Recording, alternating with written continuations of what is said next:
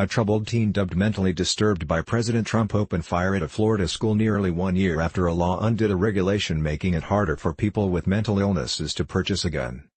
Most Republicans and the National Rifle Association cheered the repeal of the Obama-era measure meant to prevent future massacres as experts question what can be done to prevent such tragedies.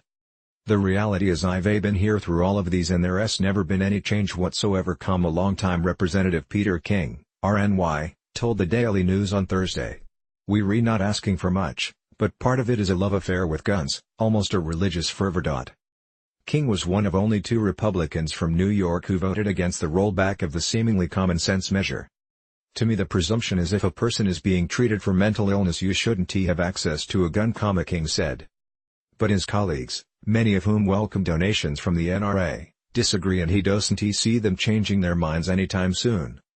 King last year introduced a bipartisan bill that would expand the existing background check system to cover all commercial firearm sales, including those at gun shows, remembering the victims of the Florida high school massacre. Similar bills have also been swallowed up in the legislative process in Washington. It's not even something that's debated. It's just assumed that if you're a good Republican, you're going to be against virtually any type of gun regulation or background checks, King said. For the most part, the GOP has sought to take advantage of having an ally in the White House, attempting to loosen gun laws at a breakneck pace over the past 12 months. House Speaker Paul Ryan, Republican Wisconsin, said Thursday just a day after 17 people were killed by a 19-year-old gunman at the Parkland High School that this is not the time to jump to some conclusion regarding gun laws. He added that there are already laws on the books that just need to be enforced. Attorney General Jeff Sessions, meanwhile, vowed to do something, without saying what would be done.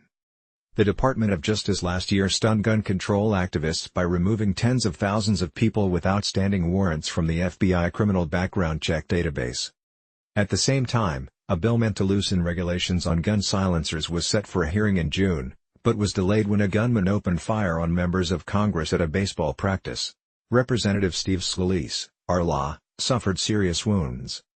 Bipartisan efforts to ban bump stocks, device allowing guns to fire like automatic weapons used to slaughter 58 people at a Las Vegas concert, have failed.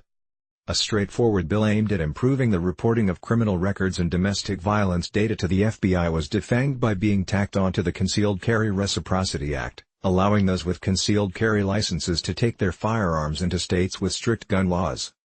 The combined bill passed the House, but is unlikely to make it through the Senate. Echoing King, experts said that the atrocity in Florida is unlikely to sway gun rights advocates and NRA supporters on Capitol Hill.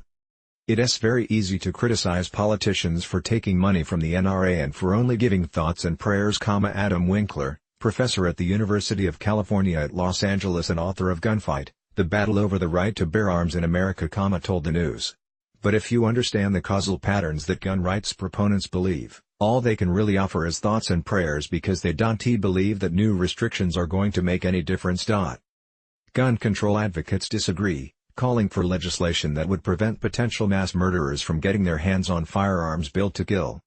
Brady campaign co-presidents Avery Gardner and Chris Brown called what happened in Florida a uniquely American problem. Like so many others that came before it, this tragedy was avoidable, Gardner said. Winkler pointed to countries like Australia, which hasn't seen a mass shooting since automatic, semi-automatic and pump-action shotguns were banned in 1996, as a counterpoint to the U.S. I don't think there can be any doubt that in a society where civilians' access to guns is limited there's much less gun violence, he said. We've made a different choice in America. Send a letter to the editor. Join the conversation, Facebook tweet.